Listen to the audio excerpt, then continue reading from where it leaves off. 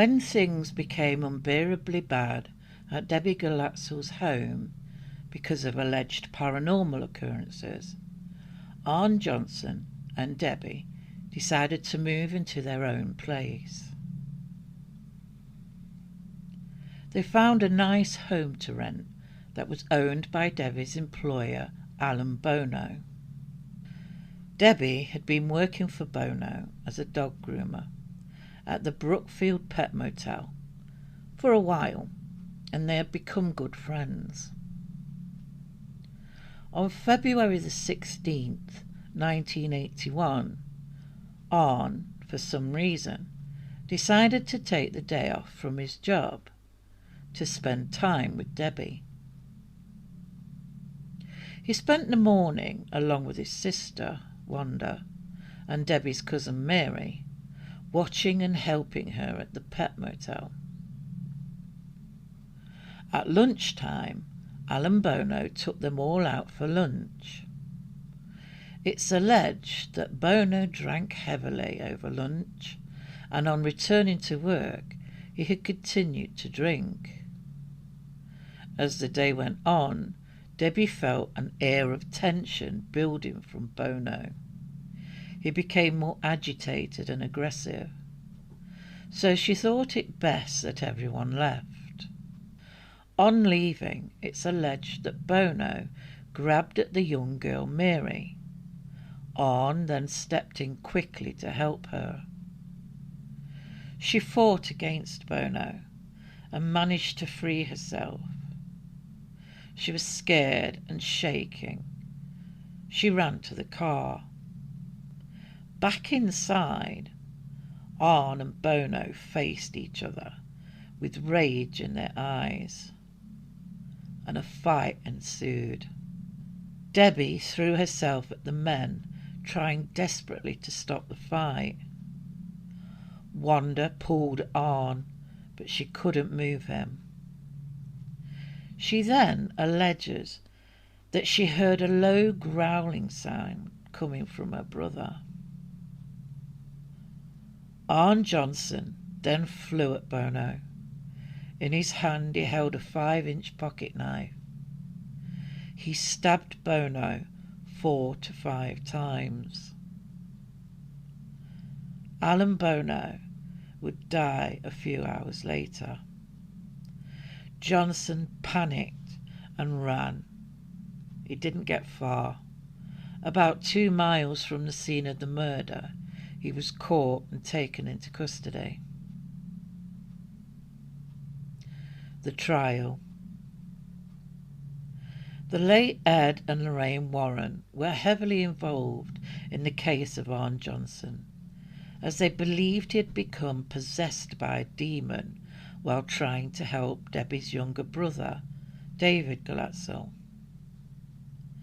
They would claim that the demon possessing Johnson had taken over him, and it was the demon that had killed Bono. Johnson's story. After witnessing the demonic battle being fought at the Glatzel's home, it had started to affect Johnson. So much so, he decided to confront the demon that was tormenting the young David. He screamed at the demon to leave the boy alone and take his body instead.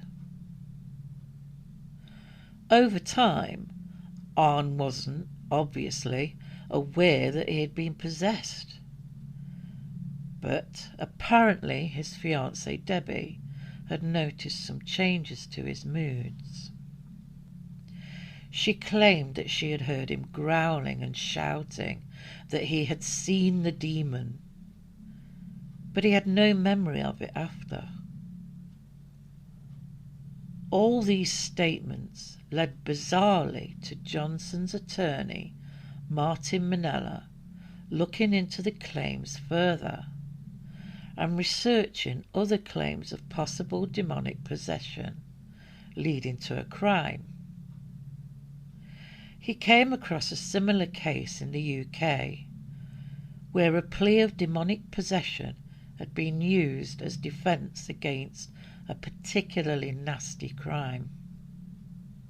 He even travelled there to talk to the lawyers involved.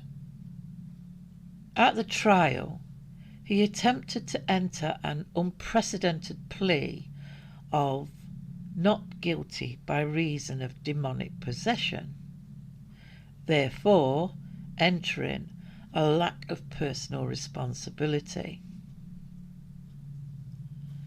This was the first time a plea of this nature had been used in the United States.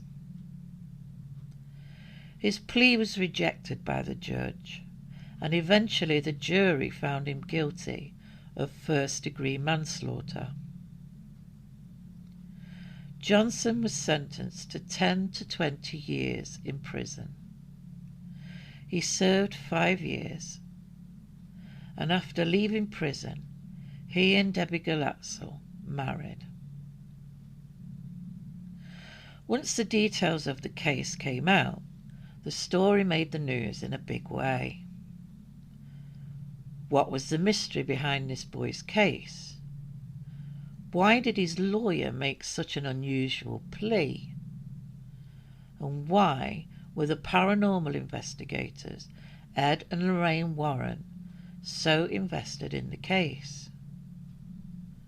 What, they asked, had been going on? The case would become known as the Demon Murder Trial.